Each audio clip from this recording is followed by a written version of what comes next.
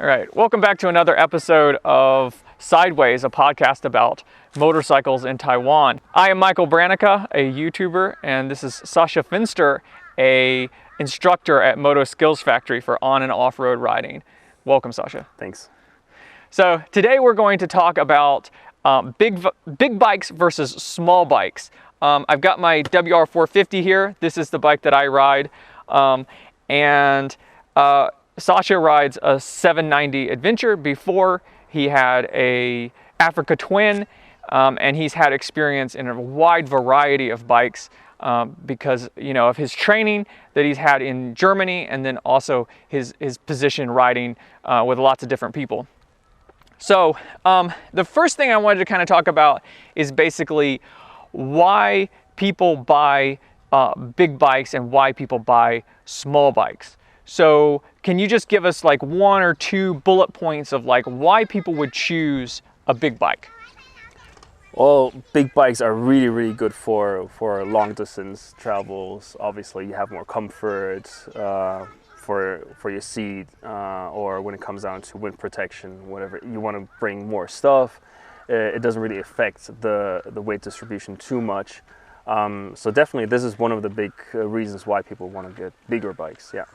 Yeah, long distance travel. Yeah, that's kind of the idea. right. People also commute on them because they find the riding position and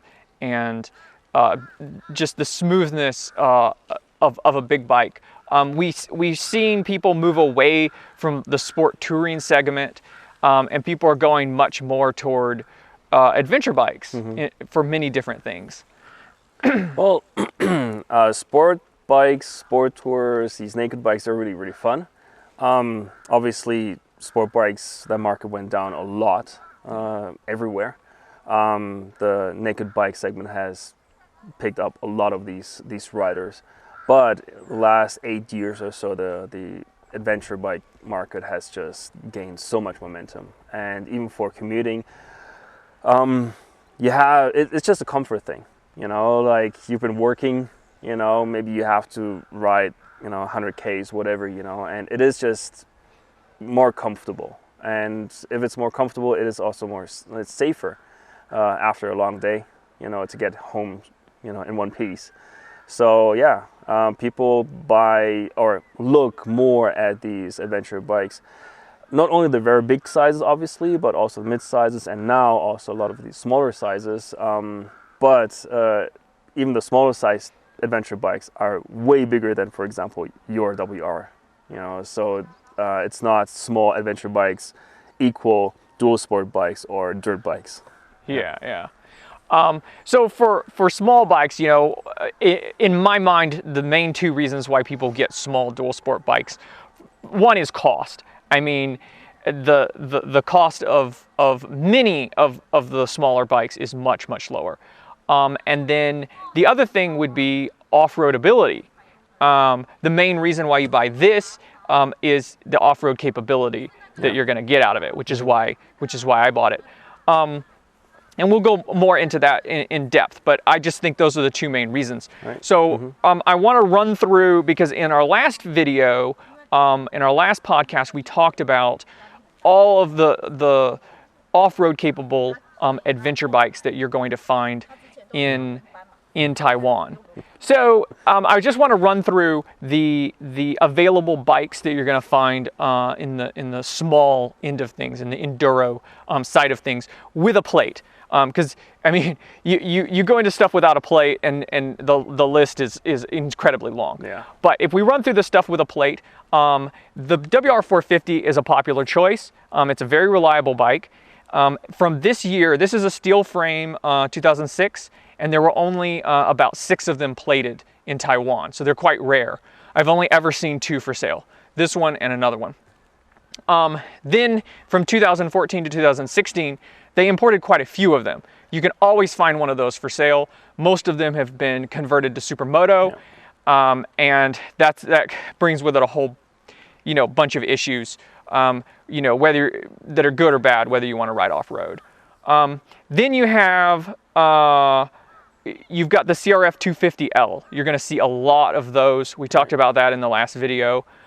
Those are a very reliable bike. The engine is out of the CBR 250, and now they've upped it to 300cc. But that is a street engine. It should last 100,000 kilometers. Honda makes a very reliable bike, and you know they're cheap. The new ones are about 250,000, and you can find them for about 170, 160 on the used market. But they seem to have plateaued out. They didn't keep dropping in price. A lot of them, a lot of 250s that I see secondhand, they're still around 200,000.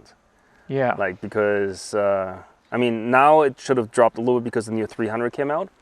But yeah, a lot of people, they just yeah, the price is the secondhand market is pretty good. Let's put it this way, for the seller, not necessarily for the buyer. Which we have another bike that we're going to talk about in a sec, which has a similar, even more profound, reaction to that market as well.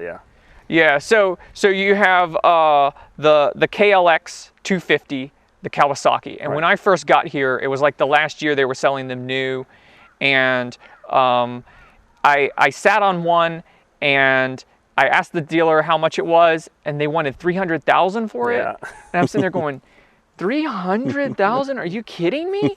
And so I went out and bought an SMR 510, which, that's another bike. I had a Husqvarna SMR 510. There's a bunch of plated ones. Converting that to an enduro bike is not easy, because the suspension, the wheels and tires, the brakes, everything is different from the TE model. So it isn't just an easy conversion. I did a video on converting the front end to a 21-inch front, and it involves grinding the caliper down, which is not something that you should really do, but that's what you got to do, and it increased the capability by a massive amount, right? The other option would be to buy a whole front end off of a, triple clamps, forks, everything. And if you lived in Europe, they would be on eBay for really cheap, but it's not the cost of them, it's the shipping out here. It would be more than the part itself. So I thought of that, and that's not easy. And then you've got the 690. You got the 690 Enduro, and those were about 700,000 new. There were a few Enduros, and then there's some SMCs, a lot of SMCs here.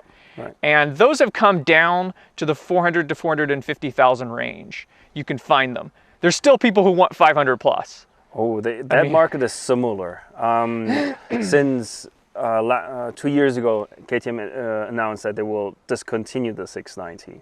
And eventually, end of last year, they revived it basically, right? But when that news came out, same thing, it was like the secondhand prices just went up actually, like way, way up. I know people who actually made money when they sold theirs. Wow. So actually 2 or 3 people, right? Wow. So it's not just like one guy, there were a couple of people, right, that I know of, right? There might be more because especially the SM version, there are a lot.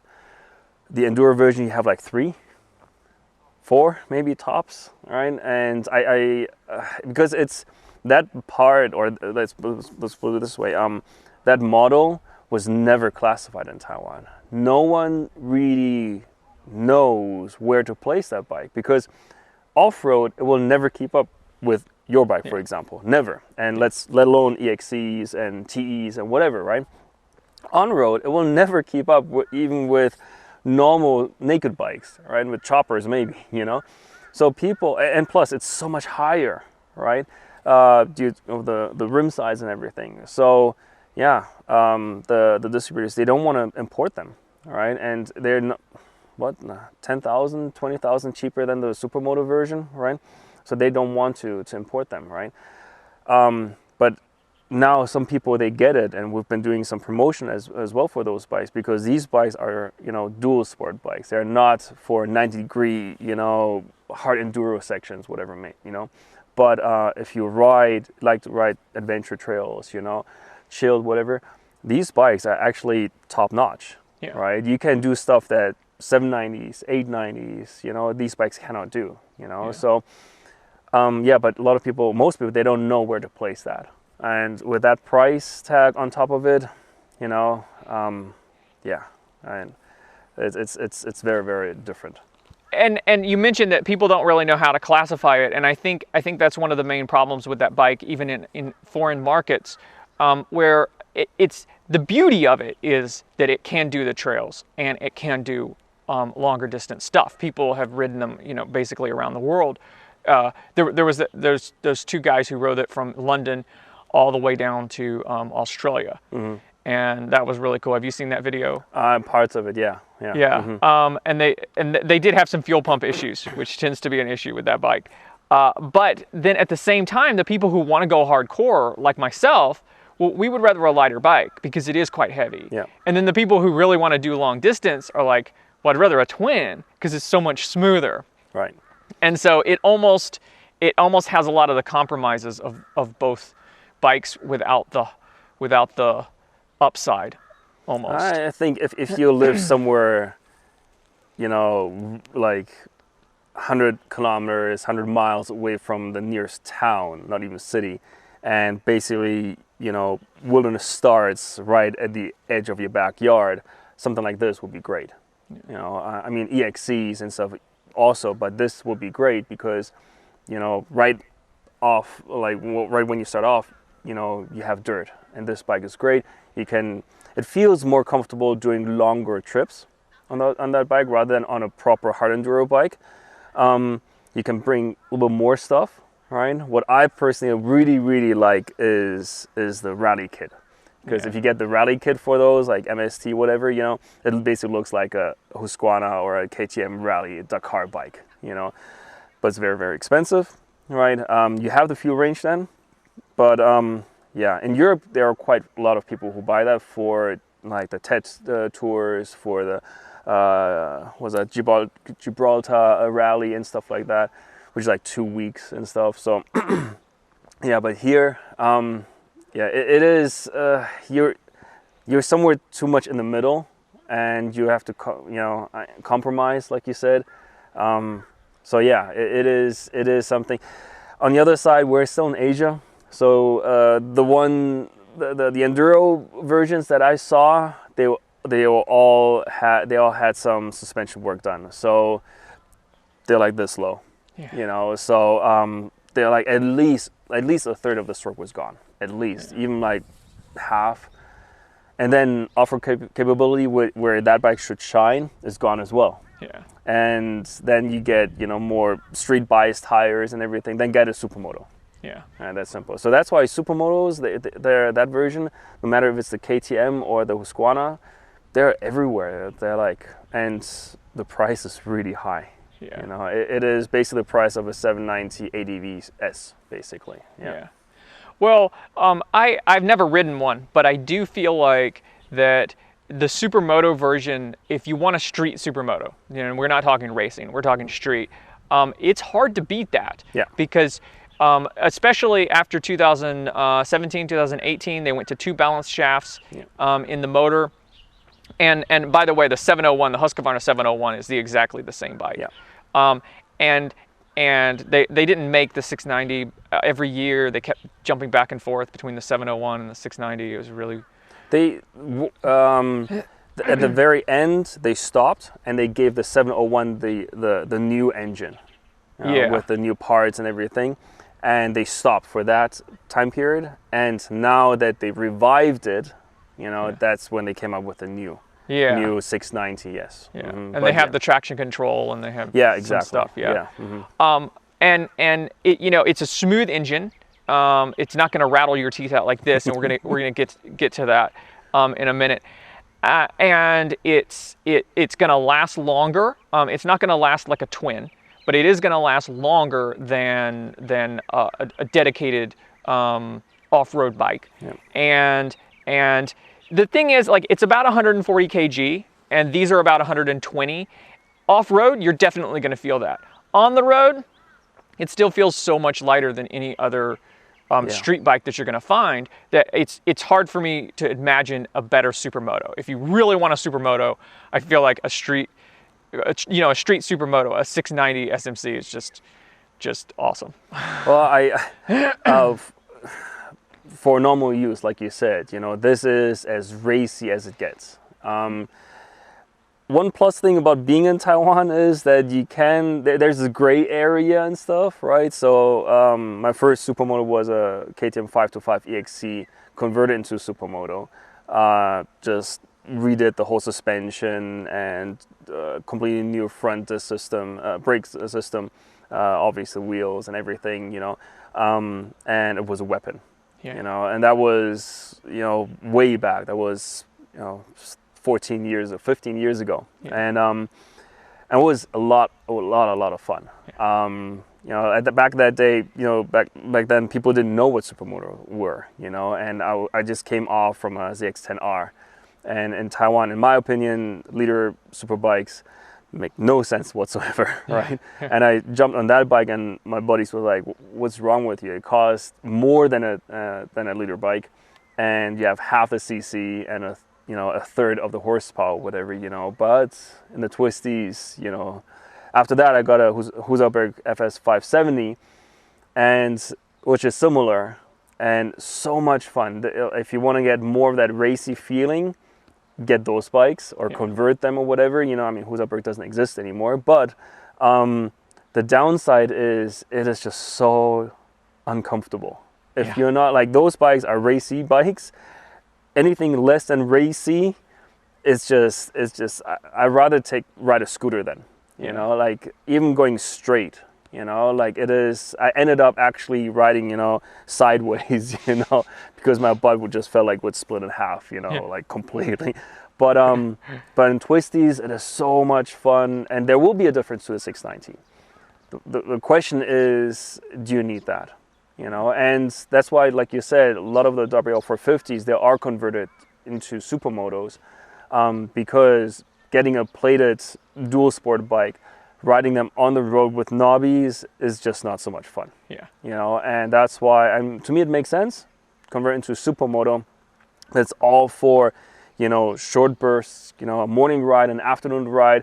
You just want to, fly through the mountains and get home, in time, and for that, it is awesome. For the occasional or regular trip to the track, amazing. But there are downsides, like you said already. Yeah. So I feel like most of the people in Taiwan, that's all they really use their bikes for, is those short little zaps. They get up Sunday morning, they ride up the 21, they cross over and come back to 136. They sit and have coffee with their friends, and that is their ride. And if you're doing that, then one of those supermotos makes sense.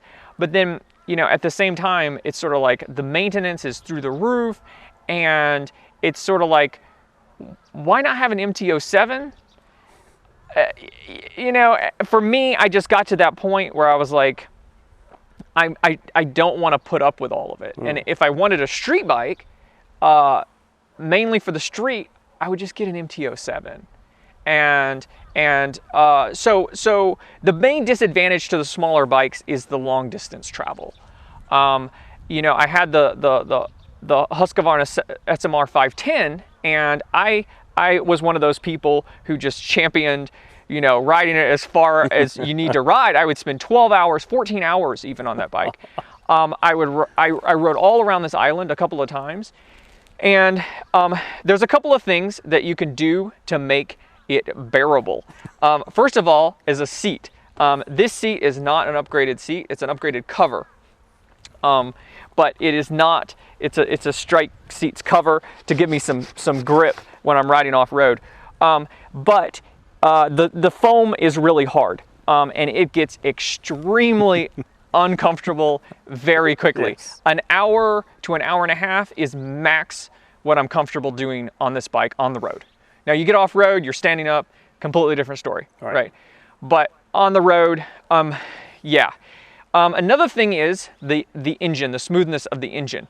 So when we're talking about small bikes, you've got the CRF 250, which has a street engine. That engine's a pretty smooth engine, so the engine vibrations aren't such an issue.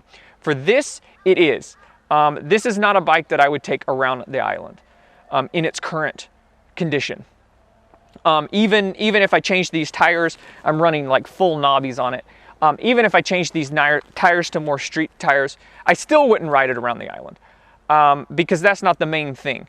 It's the vibration, it's the roughness of the bike. Now, my Husqvarna, I put a seat concept seat on it. The engine was smoother. It had I think this thing doesn't even have a balance shaft, to be honest.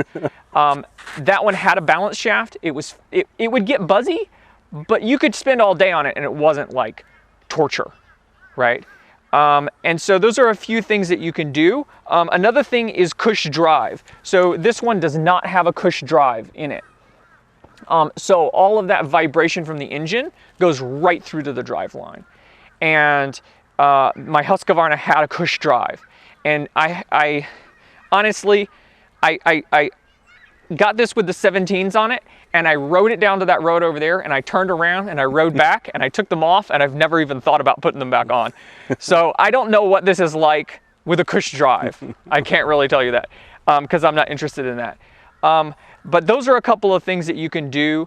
But the thing is, the reality is that when you're on the highway, 20 minutes on the highway on one of these bikes is torture. Yeah. It's terrible. The wind blast is hitting you in the face. The vibrations, it doesn't feel stable at all. It really is like awful. It is torture. I think that's perfectly, perfect description for that. You have absolutely no wind protection. At least on street bikes, you lean a bit forward. So when you have that wind coming in, it pushes you straight, kind of, which is, okay.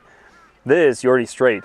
So you basically like a sail, so you're going backwards, and it's just, and then probably you have an MX helmet, Yeah. which is not aerodynamic whatsoever. Yeah. And this is just, cancel your gym membership then, you can do that on 61 or whatever, and, but it's not enjoyable whatsoever, exactly.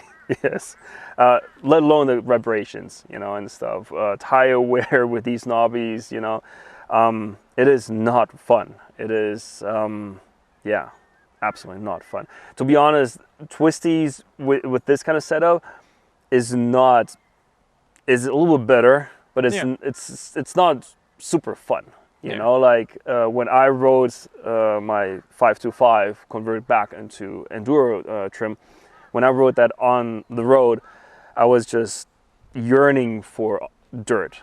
It's just like braking was fun, accelerating was fun, turns were super fun.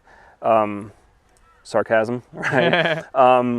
But yeah, it's just if you are heavy on the dirt, dual bikes are awesome. All right, if you live, for you, it makes sense actually in Taiwan because you live in the mountains. You're surrounded by mountains. I live actually at the coast, so it takes me about an hour and a half just to get here, if traffic is okay, with lots of twisties or straights, no matter what kind of route I pick. So this would be just, by the time I get here, I'm already a little bit tired, so for you, this is great. So by picking the right bike, it's really important how you want to use it, but also where you live. Yeah. For example, I live at the coast. If I would be riding sand all day long, every day, then yes, because it's just 5 minutes, 10 minutes away from my house, right? Yeah. Then also this will be much better choice than my current bike, right?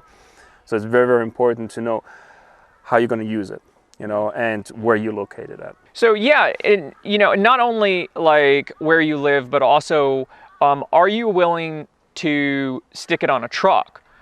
Because for a lot of people, like I started realizing, like even with the 510 that I could ride, I realized like you get up early in the morning, you have the truck loaded, you have the van all loaded up, and you drive to your location with one hand on the steering wheel. You can get on the highway, which we're not able to do, and then you ride and you just beat yourself to death, and then you just throw it back on the truck and you drive back with one finger on the wheel, and you're like so much fresher. You can go hard on the trails, and you're just so much fresher, and then you can run these ridiculous tires that may or may not say not for highway use, and it's fine, right? So you know, are you willing to invest in a truck or a van, and are you is that something you're interested in doing?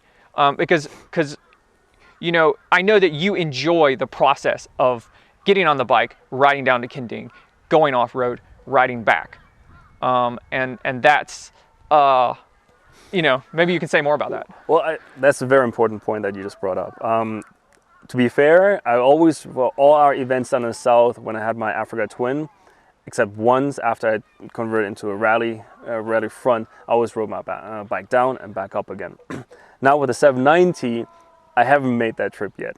You know, because it's so much easier to put into my truck. I drive a daily car, so it's not as high or as wide as a T4 or T5, but it's so much easier, right? So because I only have to unscrew, you know, the screen, you know, which is one screw, and that's it. You know, with my Africa Twin, it was just like an hour process, right? Now the thing is just like you said, getting a truck or a van.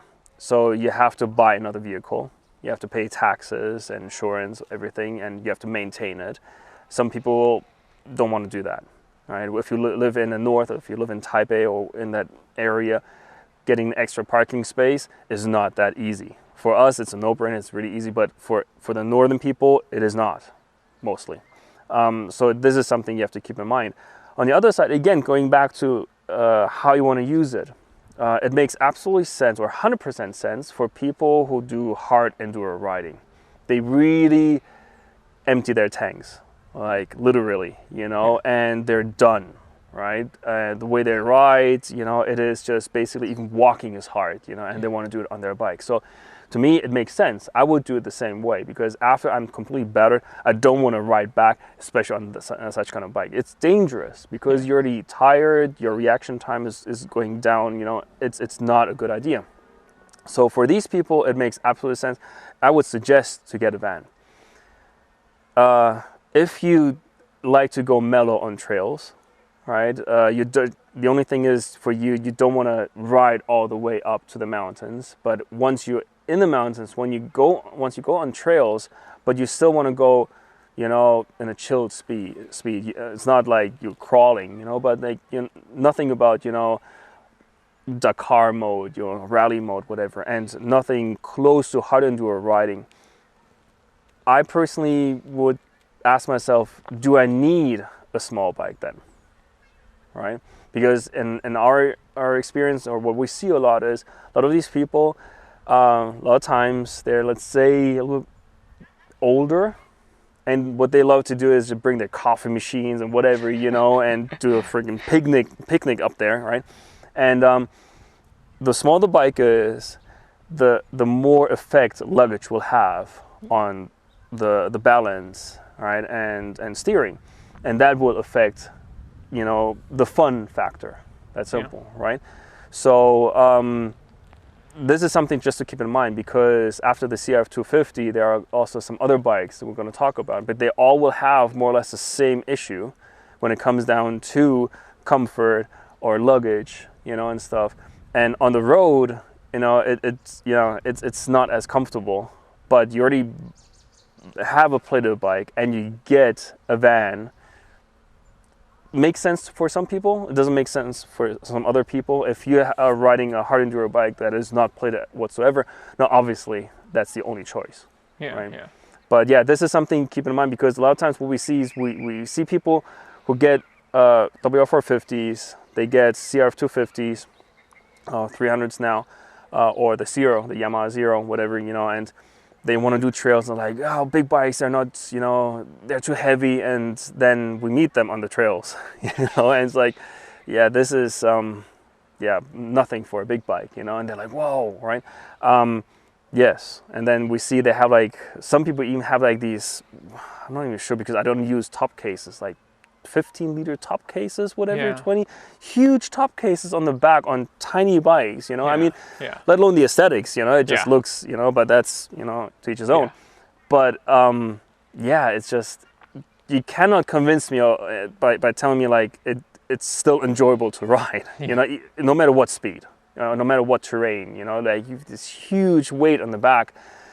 yeah, that's not fun at all. You Yeah. know, so again, really consider what you're going to use it, how you're going to use it. Sorry. Yeah, so talking about luggage, let's get on to luggage for a second. So this is my setup here that I have. It has a rear rack here. But what you have to understand about these types of bikes is the subframe underneath is really lightweight. So you can't actually load a lot of weight onto this. So I got a rack for my SMR 510. And it had 4 bolts, 2 on either side that went in, and basically the bolts were designed to hold plastics, right? And then there are these M8 bolts for plastics, and then I proceeded to load it up with lots of weight. I was very, very lucky that I did not break anything. I didn't break my subframe. So online it says the limit is like 12 pounds or something, like 6 kilos, and I was like, that's ridiculous. And so I went shopping and I loaded it up with canned goods from Carrefour. And then I opened the throttle and the front came up and I did like beautiful dink wheelies. It was so much fun. I'm very lucky I didn't break my subframe. And then I started like really looking at it and I realized like these are screwed in with just a few threads and they're M8 bolts. And I ended up taking the rack off completely, selling it, and I went to this setup. So these are giant loop Enduro bags. I love these things. They're very strong. They are somewhat waterproof, not completely waterproof, but they're somewhat waterproof, and they hold 6 liters on each side. It keeps the weight low and to the front. The downside is it destroys your plastics. I mean, that is terrible, but hey, it's a dirt bike. The plastics will be destroyed. This is what will happen. It also leaves space here for other stuff, so you could load other stuff on it. They make a wraparound luggage in different sizes, up to like 80 liters, that will wrap around like this. And the thing is access, because once you stuff, because it all comes in from the top, once you stuff it down into here, you've got to pull everything out to get to it. When it comes to off-road riding, and I'd really like to hear your opinion, I believe in soft luggage because when you drop it, this ends up on my leg. It's fine. It protects the bike, it protects my body, and things of this nature. The hard luggage has some downsides. And you know, that's a whole video, but I would like to hear your thoughts on bigger bikes. Like, what do you do for luggage? Okay, to keep it as condensed as possible. Sometimes what we hear is, for example, big GSs 1200, 1250s, whatever, right? They already have the engine sticking out. You have the crash bars on, so it's pretty wide. They say like, well, ride with, you know, aluminum cases, hard luggage, you know, because nothing will happen to you, you know, like there's so much room for your legs if you drop the bike, whatever, you know. In theory, yes, 100%. Real world scenario, not necessarily. You know, we have seen, you know, true, it doesn't happen too often, and it is almost rare, but we have seen people who just got that sweet spot where their foot landed just underneath the engine, or underneath the luggage, right? If you drop the bike while standing still, you should be absolutely fine, right? But obviously we want to ride, and when even the slowest speed, if you put your foot down, it will be flipped to the back. And guess what's waiting there? Your hard luggage. Again, it works for a lot of people, right? And that's fine. The only thing that we tell our riders is there is a possibility for your body parts to be underneath your bike or your luggage, and then you want to have something soft. That's it. You know, another thing would be hard does not bend. Yeah. So, well, it bends, but it bends badly, you know.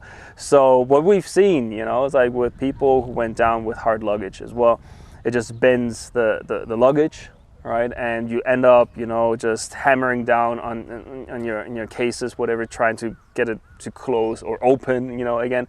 The frame, where you put on the luggage, you know, all bent. Worst case scenario, all of this rips off, or it bends your subframe, right? These are all things. Now, again, some of these are really worst case scenario. We like to enjoy adventure riding, so I like to prepare for the worst case scenario. So hopefully I never have to, you know, encounter it, but we do. So I personally, on my Africa Twin, I bought the SW Motec Dakar bags because I don't ride with, you know, luggage so often. So it was not one of these permanent frames, you know, so it is really easy to mount on and off. And but it was soft. 35 liters per side, so plenty of room. Yeah. Waterproof, easy to mount and take off and everything, right? Not as rigid as the proper sized frames, you know, and everything, the holders, but was okay. Used it once. Now with my 790, to me, it is almost in the 690 category. So that's just me putting on, you know, bulky, you know, boxes or whatever on it. Just doesn't look right. So one of the companies, like, we work together with Climb in Taiwan. They also just started to import or got the distribution license for another American brand, Riggs something. I already forgot the name. And they also have these kind of styles of bags. A little bit different design, but the basic style is the same. And I got some recently. I haven't tested them out yet, but I already mounted them on. And what I really like is they're really, really fixed. They don't move. It was really, really good. Was kind of, you know, pulling and pushing everything. Now, obviously, riding is more accurate. But something I really, really like is just the shape, because the same with yours, it's bent to the back, not bent, but it's designed to go to the back. So if you need to, you can go all the way back, and your legs will not be in the way. Right? Even with big cases, no matter if soft or hard, in certain situations, it also depends on how tall you are. You might, you know, feel it, you know, when you move on the bike around. With these, you don't, right? And so this is something I'm really eager to test out, because to me it's going to be the first time. You have more experience with that. But yeah, for me, I would prefer soft always over hard. One thing would only be, downside will be, a lot of them, they're not really lockable. You know, I mean, some companies, they will add where the zipper is, you know, like, you know, airplane luggage, whatever, where you can put a small lock on. It's a little weird, right? All you need is a screwdriver to get through that. Exactly. So it's kind of, but anyways, but just for riding, safety, whatever, for me, I would go with soft. Period. You know, for conveniency, whatever, hard. Yeah. Just take it off, it's locked, whatever, you know, it's waterproof also. A lot of those are waterproof as well. But so it's not right or wrong, you know, and some people, they don't crash, so go with hard, you know, it's all fine. The only thing that I would really, really advise would be, don't get a top case, you know, like, get also a soft bag for the back. Don't get a top case, because couple of tours, I don't know, 2-3 times where we've seen top cases just break off, like with the rack, everything. It just broke off, and in one instant it just went down into the valley, and it was so steep. Luckily it was on 21 by Maosan, and luckily, like, he didn't come from somewhere else. He lived in Taichung, but there was no way, because it was so steep, that you could just climb down. So he came back a week later with a rope and a harness, whatever, and just, you know, rappelled down. Well, he tested the waterproof thing, you know. It was not so waterproof, you know, so there was a little bit mold in there and stuff by the time. But yeah, we've seen it a couple of times, you know. And the funny thing is, for road use, no problem, you know, you don't have so many bumps. You said 12 pounds, about 6 kilograms, you know. If you go really hardcore, what I've seen is up to 10 kilograms, maybe, whatever. You have to deduct the weight of the box itself. You know, it's not 10. Okay, I can put in 10 kilograms. Now, like, that's including the box. You know, and the box one might be already 2-3 kilograms. You know, let alone the weight distribution. It is so far in the back. You know, that's why it's. I'm sure we're gonna do a different video about how to use luggage and where to place luggage, because it's actually not that simple. The only reason I know why in Taiwan a lot of people, they like the top cases is if you're filtering. You know, if you have side bags, you know, you just cannot go between the cars, which makes sense, right? And if you're on road, it's fine, you know. But if you like off-road riding, this is not a good idea. Really, really not. Yeah, having lower weight and the way that this shifts the weight to the front is key for protecting your subframe, because when you have a top box, it's back here. It's way up in it's high. It affects the handling of the bike. It affects the way that it feels, and it does so much torque on that subframe. It's leveraging that subframe. And your subframe had better be really, really strong. And at some point, you're going to find the limit. It depends on how, you know, how much glamping you like to do. Or how much you like wheelies. Yeah. yeah. And you know, I should point out that neither one of us motorcycle camp, right? And so this setup here, this is what I ride for Enduro riding. I have 2 tubes. I have all the stuff to change the tubes. I have, you know, an assortment of zip ties and you know, things that I might need if anything goes wrong, if anything breaks on this bike, because I do ride alone and I need to be able to fix anything on this bike or I'm walking out. And I don't want to walk, you know, 15, 20 kilometers to the nearest, you know, road, because sometimes I'm that far out. And so, yes, people criticize me for how heavy my kit is, but the reality is that I need to get out. People criticize. I mean, the thing is, like, this is part of the adventure, you know. It's like if you want to go adventure riding, no matter on a big or small bike, and you are 15, 20 kilometers or even more in the mountains or somewhere, right, and you don't have tools or gear to save you in certain situations, that's just ignorant. You know, it's just like with me as well, you know, we have toolkits, duct tape, zip ties. That's like the basics, right? And then if possible, we have a first aid kit, you know, also with me all the time and stuff. And it's just, the more you bring, the more you can enjoy. That's simple, right? If you bring nothing, on my Africa Twin, it has tubes. Right, so every time, you know, I left a little further away, I mean, if we'll be here, we'll be a little bit naive, you know, nothing should happen, you know. But every time we went around the island, went down to Hengtun, you know, south for trainings, there's always one for the front and one for the back that I always carry with me, you know, because I'm not the best mechanic myself. I can find a shop that can help me out, but they will guarantee they will not have these tubes. Yeah. And they can help me out, but I have all the parts there, right? And if necessary, I can do it myself. But the thing is just like, you have to be prepared. This is something really, really important that a lot of people that come from the, let's say from the traditional road bikes, they don't think so much, because if you crash, usually it's game over. You know, like hopefully you're okay, but you know, bike sometimes is okay, but sometimes not. So you don't have to worry about tools because you cannot ride anyways. Something's broken or broken off, whatever, you know. So, but with off-road riding, a crash is normal.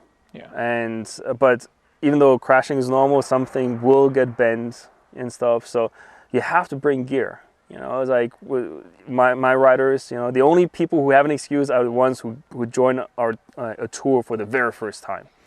And those are mostly beginners. So we want to keep the weight as low as possible, you know. So it's okay, you just enjoy the ride, and we're gonna do their mellow rides anyways, right? So the risk is still there, but very, very low. The chances for it to get into trouble. But with more experienced riders, where we take it, you know, up a little bit more, they all know they have to bring stuff. You know, we can share. You know, not everyone has to bring everything, right? But you have to bring gear. You know, it's just ignorant if you don't. Yeah, yeah. And there's no doubt that this bike would handle better with less stuff on it. And one option is to carry it on your back, but then that's fatiguing.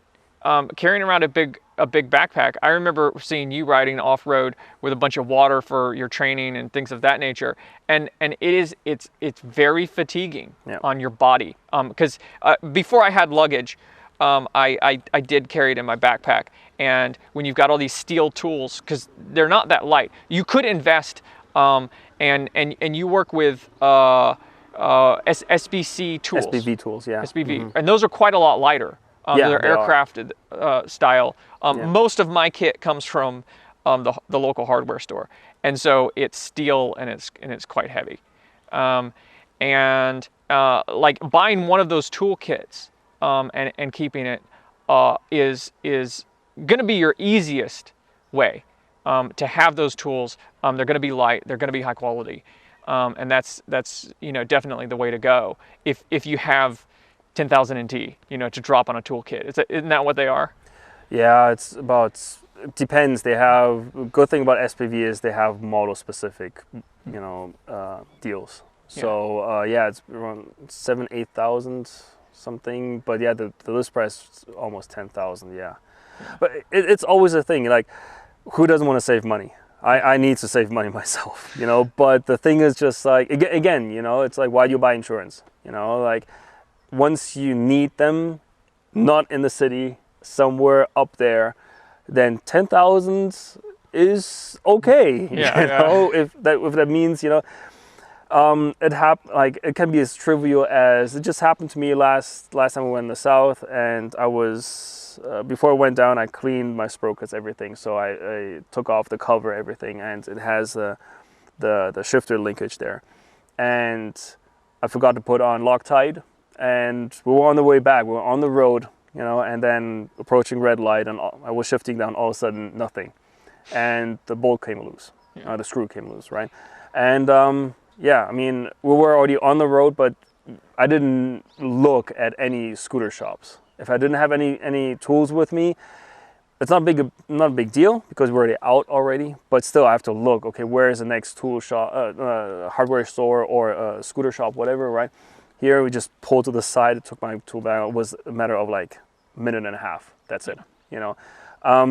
Long-term thinking, that's simple, you know. So, I mean, to each his own, you know, it's tools can be very expensive, right?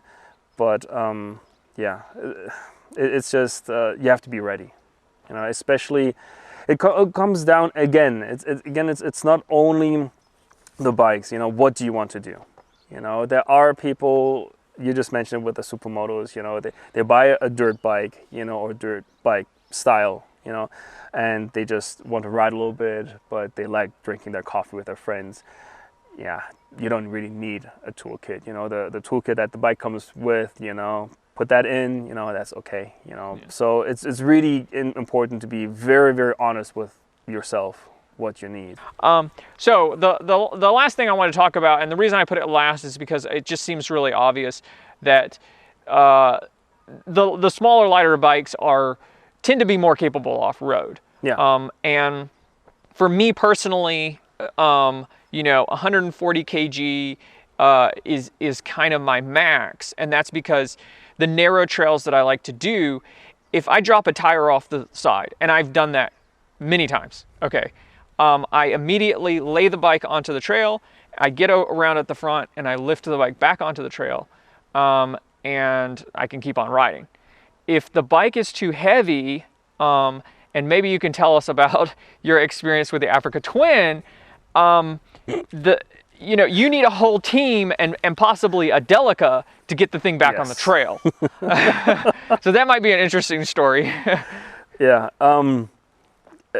We had this incident where you took us to some places, in the mountains, and yeah, it's had back, had some family things to do, so Mike already went back, and we were done with our riding, and we just had to leave the riverbed and just maybe a kilometer of trail. Yeah, just end of the story was one of our students who bought my Africa Twin hit a mud patch and just went down. Yeah, it was like about 2 meters down off the trail. It was pretty steep, you know, not 90 degrees obviously, but like it was really steep. You couldn't even stand there, and it was just lodged between a rock and tree and stuff. And I thought, yay, I got it covered. I got a rope with me, and yeah, 230 kilograms on a spot like this, a rope and 3 people is nothing. There was no way we were able to get that up, and luckily there were some Aborigines with a 4x4, a Delica, and even with them and some additional ropes, it took us about 3 hours to get it out there. You know, I mean, because we didn't want to damage the bike, we had to, you know, pull it up a little bit and hold it and then retie everything and stuff. And yeah, over 3 hours, 3.5 hours, that's what it took, you know. So heavy bikes have their limits, you know. Now this was on an easy, it was an easy road. It was an easy road. So it was not the trail or the bike's fault. It was just miscalculation. Yeah. Right. So rider error, you know. But luckily, the bike was absolutely fine. Like there was not one scratch on it, which was amazing. The rider was fine, and lesson learned, you know. But yeah, again, you know, the WR450, you have the CF 250 300, you have the CF 300 or 250 Rally with a screen, everything. You have the Yamaha Zero, which is discontinued now, where the price is just going through the roof. When it comes down to the small bikes, or as I say, the dual sport bikes, those are kind of your options, you know, when it comes down also to plated bikes. If you live like you, Michael, if you live here and, you know, you're surrounded by mountains and trails, I would personally really lean towards these kind of bikes, you know, or maybe a 690, you know, something like this, which is a little bit more comfortable for longer tours. But I just rode 57 kilometers on my KTM SX 350, you know, doing, you know, more hard enduro riding, and 57 kilometers almost killed me. 57 kilometers on the road is nothing. Yeah. You know, people commute more than that, right? So for small bikes, if you live in the mountains, you're surrounded by trails or, you know, off-road terrain, go with this, right? Usually you don't have to bring so much anyways because you live here, right? If you want to go further, right, you're talking about anything beyond 200 kilometers, right, where you also have to calculate in the travel to get to those trails or to these off-road areas, right? I would suggest go with something bigger, right? Then again, if you live further away but you like to go hardcore, get a van. Simple, right? You don't really have to worry so much about bringing stuff because chuck it all in the van, right? This is your base, right? If you want to go hardcore, your bike's going to be smaller anyways, you know. It's far easier to push a 140 kilogram bike than a 200 plus bike back, right? So yeah, it's just, when it comes down to this, really know what you want to do, right? We have people who ride 1200, 1250 GSs, and they basically want to treat it like your bike, right? Fine, right? This is also cool, right? To a certain extent. But it is really, you know, when it comes down to capabilities, what you just said, small bikes are way more capable than big adventure bikes. That's a given. You know, I'm not going to argue that. But be very honest to yourself, is no matter how good the bike is, how good are you? Yeah. Right? Are you going to use that potential? I know in your case, you're going to use more. Actually, you could use almost basically a plated TE 300. You know, it would be. I wish we could get a plated TE 300. That would be so nice. But again, we've seen so many people who ride CF 250s, and they look at our bikes like, oh, these are, you know, too heavy. And then again, we meet them on the trails, you know, and it's just like, yeah, this is like okay for us, you know. Sometimes we do even harder trails and stuff, right? They're like, whoa, right? And again, this is not for showing off, you know. It's just like there's a reason for buying these bikes, you know. It's kind of like sport bikes, you know, 600 sport bikes, you know, they're not really existent here. People, they go directly to big bikes, right? And here it's the same thing. A lot of people, they go directly to small bikes with dirt, right? Especially TE 300, you know, you hardly see any TE 250s, right? Or 150, whatever, right? It's always a TE 300, right? Which is a beast, you know. We had two students recently who are riding TE 300. It was a father and his son.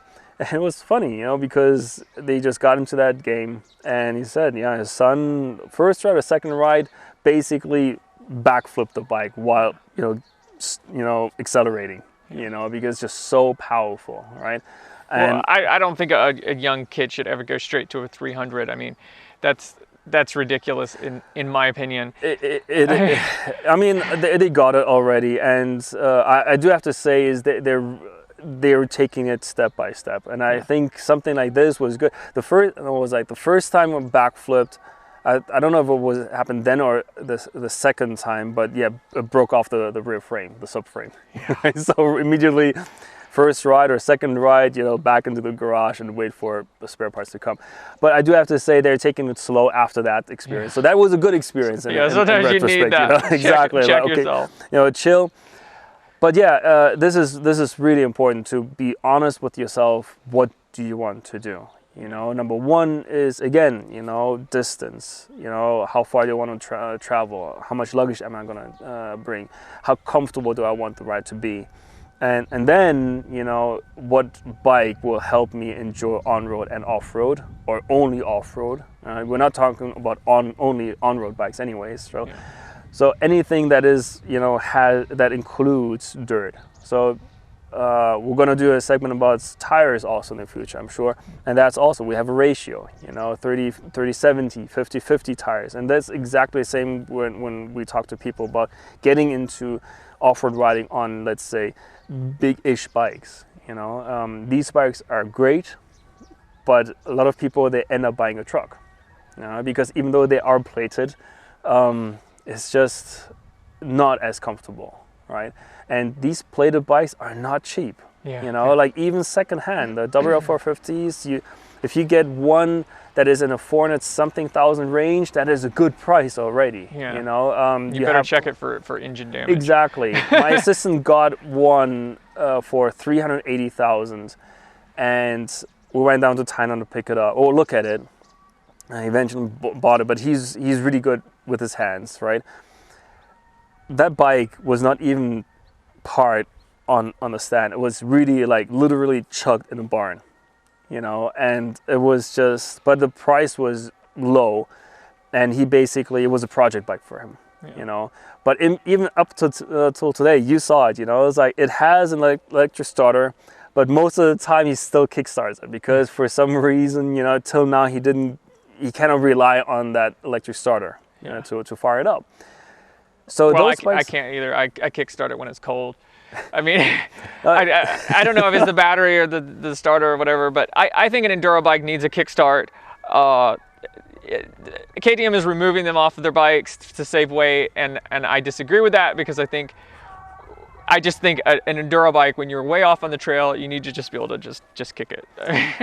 I agree. My 525 had both. Yeah. My 570, no, right? But yeah, so it is really important to understand that these bikes are not cheap. You know, there are some new Husqvarna's not 2-strokes, also like the 250s, but 4-stroke. 350. There's just one on sale by the previous Husqvarna distributor. It was 630,000. Now it's 590,000. $590,000 for a 350cc bike that is awesome on trails and awesome on road if you have a supermoto trim on it for short rides. Again, don't get a plated one.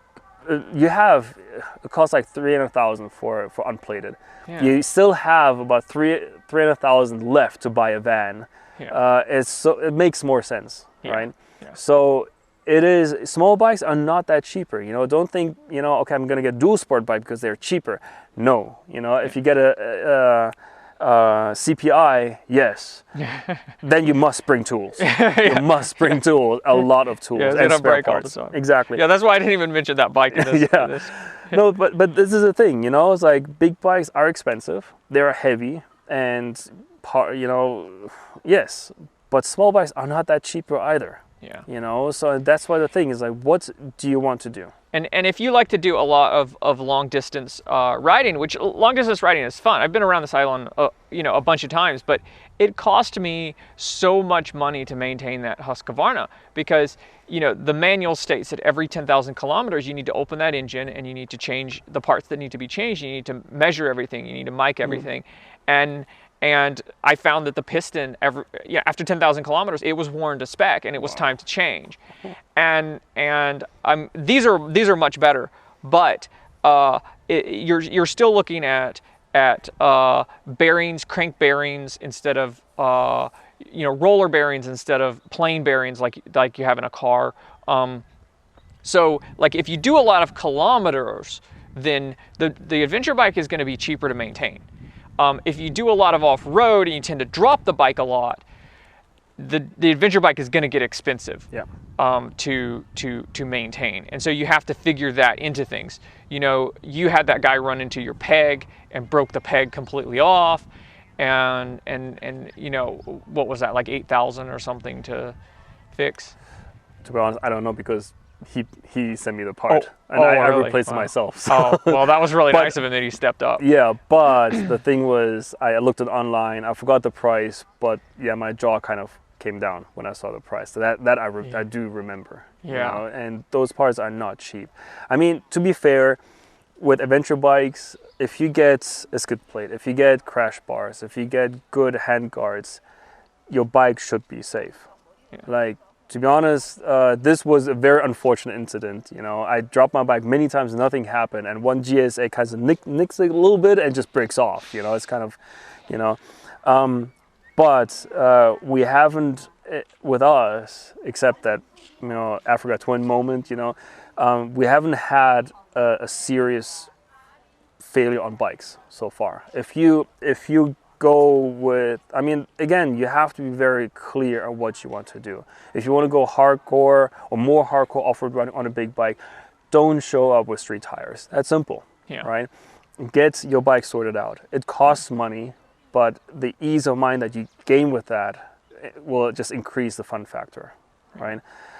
One thing I would like to throw in there real fast is also just, we talked about bikes a lot, but also want to talk about the rider itself because it is connected to the bike. It's what we do see. There are different kinds of people.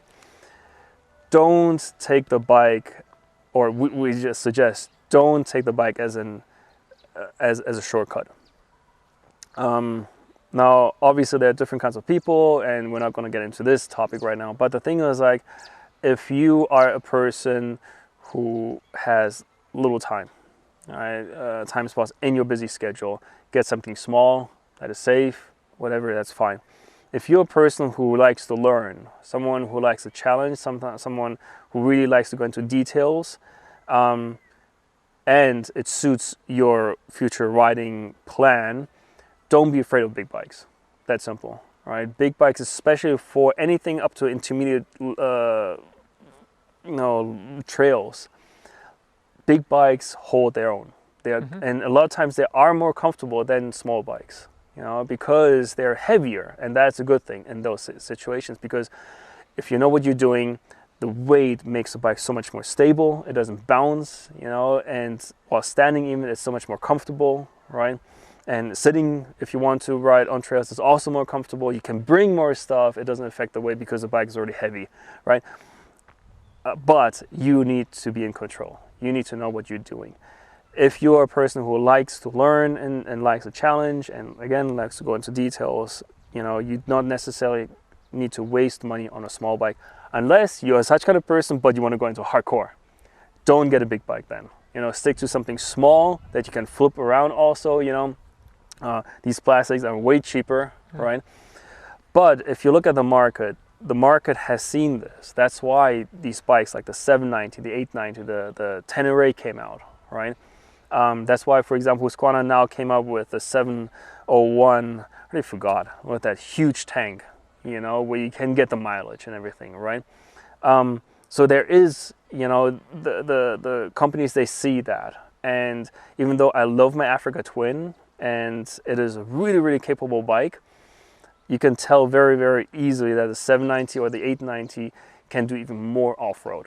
On-road, comfort-wise, the Africa Twin is better, right? But for off-road wise, you know, before you had basically just, you know, bikes that could do on-road and bikes which could do off-road. That's it. Now you have not only bikes that can do both, but you can also go into a ratio, you know, how much on-road, how much off-road, just like tires, you know. Same thing, you know, like someone who just wants to go around the island and, you know, just wants to do a little bit gravel once in a while, don't get a 790, you know, R, you know, maybe get a 790S, you know, ADV-S, right? But yeah, don't get anything heavy off-road, these kind of models, right? So really, really important, right? Keep that in mind because this will determine what kind of bike you're gonna look at. Yeah. So if you want those tires that do everything, I noticed when we were riding with your friend with the WR, both of you started struggling at the same time because he has quite road biased tires on his 450 and you were on the 790, and we got to a certain steepness and both of you basically started struggling at the same time, and the huge weight difference in the bikes didn't really matter. And even in the high speed stuff, you were more stable than him, you were going faster than him, and I don't think that there's a massive difference these days between the, you know, Tenere 700, the 790 Adventure, these bikes as a 450, when you're talking about outright capability, because that edge, when you get into that last 10% of the capability, you're looking at rider, you're looking at tires, and those are the main things, right? If you've got the ground clearance, obviously you need ground clearance, but we're talking about those bikes that are designed for this kind of thing.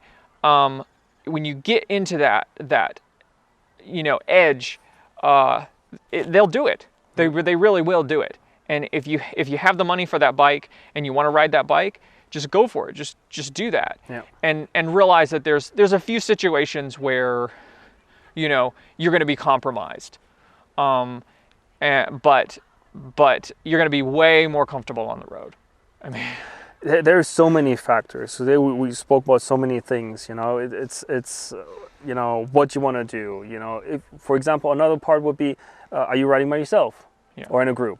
Yeah. If I would be riding, like for example, now with a 790, I feel a little more at ease when I go by myself looking for trails, right? Than on the Africa Twin, or if I would be riding a 1290 ADV-R or a big GS, right? Because it also happened to me lately, you know, where the front end went down, you know, I had to pick it up, you know, and I realized the 790 is quite a bit lighter than the Africa Twin, right? And but yeah, most of the time I do ride with people, right? So I can ride a bigger bike because at least two people, you know, can pick up a bike, right? If I ride by myself, I want the bike to be as small and light as possible. Just again, worst case scenario, right? Because the more you are at ease, the more you can relax, and the more you enjoy. And at the end of the day, that's why we want to get a bike. Yeah, we want to enjoy, we want to have fun, and not feel you're going to die somewhere, right? So a lot of factors to really think about and consider in order to get the bike that you're going to have a blast on, right? No matter what other people say, you know, no matter what your friends ride. We do have some riders. They ride, for example, BMW GS or an Africa Twin, and when they sometimes go riding with some of their buddies, they ride a CF 150, which is very, very popular now in Taiwan. Costs like 150,000, 160,000, something around that, I guess. They're everywhere now, and yeah. But the thing is, like, some go really hardcore, many don't. And we do have some rider students who sometimes go with a big bikes ride with the small bike guys, and then they hear like, oh, that bike is too big, whatever. Like, yes, but that trail that you're doing right now, I can do also. Yeah. So what's your point, right? Again, there are limits, okay? There are quite few things that big bikes cannot do, should not do, right? But, you know, it's really important that you know already what you want to do. If you don't know what you want to do because you're new to the game, you know, there are tons of videos. You know, you can contact us, right? Michael, you have tons of experience with single trails and on these bikes, right? That experience, no matter if it comes down to riding or to prepare whatever, I'm sure you have tons of things to share, right? We also have some you know, starter packages, you know, where you can kind of know, okay, what could happen in the future, where am I heading, whatever. But this is really important. Don't, for example, once a month max, going out on something really, really simple and then buy a WR450, for example, right? Or get, you know, a TE300. You know, this may not be the best idea, you know. I'm not saying that it is really bad, but may not be the best, right? Because it's just, you know, you have to need that balance between hardware and software, right? So this is really where you have to keep that ratio in check. Yeah. So, you know, the main point is ride what you have at the moment. If you're shopping for a bike, you know, try and pick the one that works for your riding ability, and just get out there and ride. Like, yes. Ride as much as you can, yeah. And, you know, take the training, do the thing. So visit us, you know, motoskillsfactory.com. Subscribe to us on YouTube and the podcast. We're on iTunes. We're on Google Podcasts. Follow us for more content, and we'll try to keep bringing informative stuff. The next one we would like to do will be about gear. We don't have all of the gear here today, but we want to get the gear together and talk about what gear to keep you safe. So subscribe for that. Cheers.